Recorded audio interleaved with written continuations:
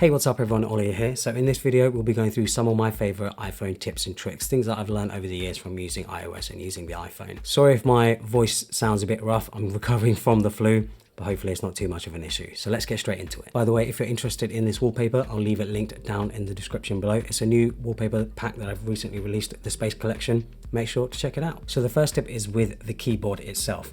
So say you need to go through a lump of text or whatever it is on your screen, and you want to move the cursor, you can just hold down on the space bar and you can move the cursor around to wherever you need to. You can also, of course, just hold down on the cursor itself and it will show a little magnifying glass and you can move it that way as well. I've just found that using the space bar is easier though, then I don't have to move my hand away from the keyboard. If you've ever wanted to enable caps lock, you can just double tap on the shift button on the keyboard and that will enable caps lock. So iOS 16 recently brought in the functionality of having your battery percentage in the top right. You can see mine is at 96. To enable that, you go to settings, of course, you go to battery, and then you go to battery percentage up here, and it will enable the battery percentage in the top right. If you have trouble reaching the top of the screen, there's a nice little shortcut that you can use to basically have the screen come down for you. So you can swipe at the bottom like this and it will bring it down. But you do have to enable this in the settings. So we're going to go to settings, accessibility, touch, and then we're going to enable reachability.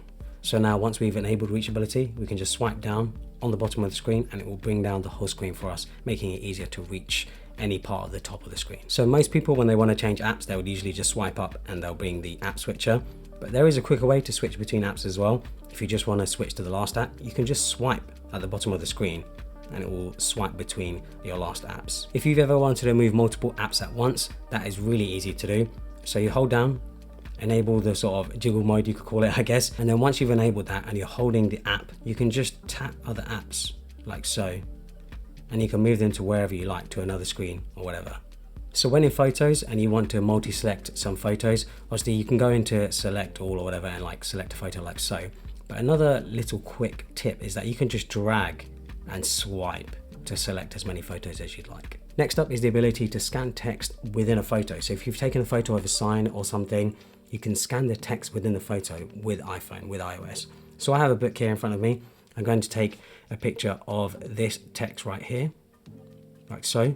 Now we can go into the photo and then we're going to hold down and we can select the text that's within the image.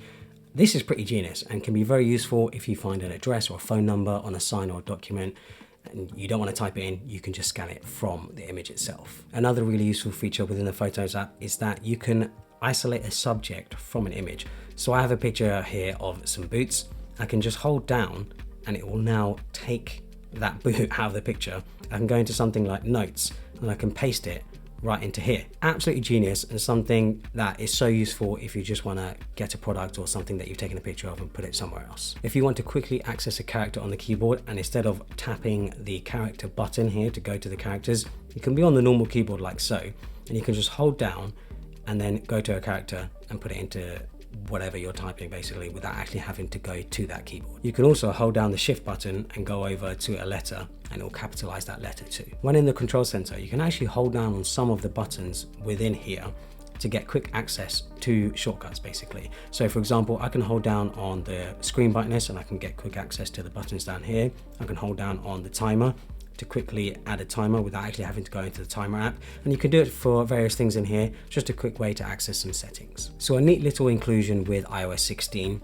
If you're someone who likes sort of haptic feedback, vibration feedback when you're typing, you can now do that with the iPhone. So you go to settings, you go to sound and haptics, then you scroll down to the bottom, you go to keyboard feedback, and you can enable sound and haptic, or you can just enable haptic or just sound or whatever. Sound is usually enabled by default. I have that off, and I usually have haptic off anyway, but I know some people, they prefer the vibration when tapping on the keyboard. When in the Notes app or any other app really where you can have a list like so, you can actually swipe to indent the list. So this one requires iOS 16 on both your device and the receiver's device, but iMessage now has the ability to unsend a message.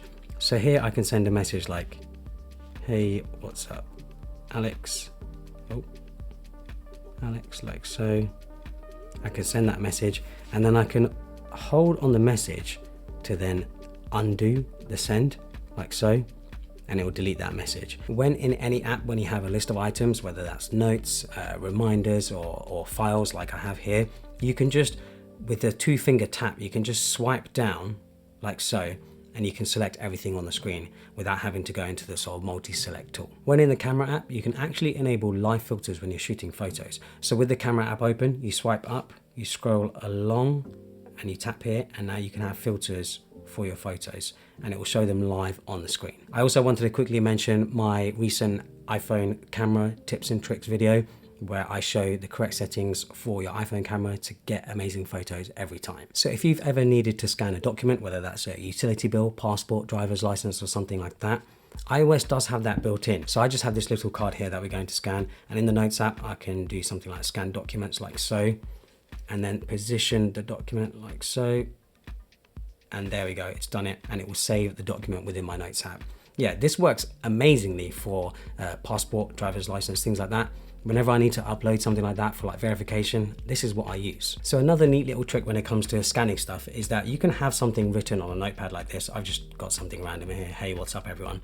And you can hover your phone over it like so. You'll find the text, and then you can go to this icon up here, and then it will give you the option to copy. So we can copy that, and then we can go into the Notes app and we can paste that into the Notes app. I mean, it hasn't done it perfectly there because of the WhatsApp bit, but it's got everything else. If your handwriting is better than mine, it should work great. So everyone knows how to take a screenshot like so, but what you can do is once you've taken it, you can hold down on the screenshot, and it will give you the option to then share the screenshot instantly with anyone you like. So of course, like I mentioned earlier, you can switch apps by swiping the bottom of the screen, but this also applies in Safari. When you have your browser set up like I do, you can swipe across to go across different websites very quickly. Another tip within Safari is that you can 2-finger tap to open a link in a new tab. So like so, I can 2-finger tap and it will open that link in a new tab without me having to hold down, open link in new tab or whatever. This is much quicker. So this one works if you have a MacBook.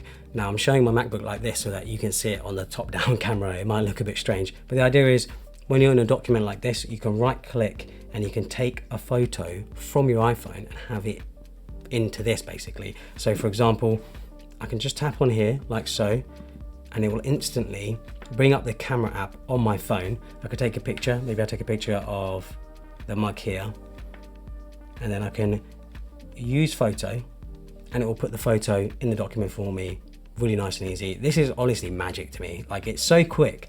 It amazes me how well it works. So that's it for this video, some of my favorite iPhone tips and tricks. If you have any iPhone tips and tricks, please leave them in the comments below.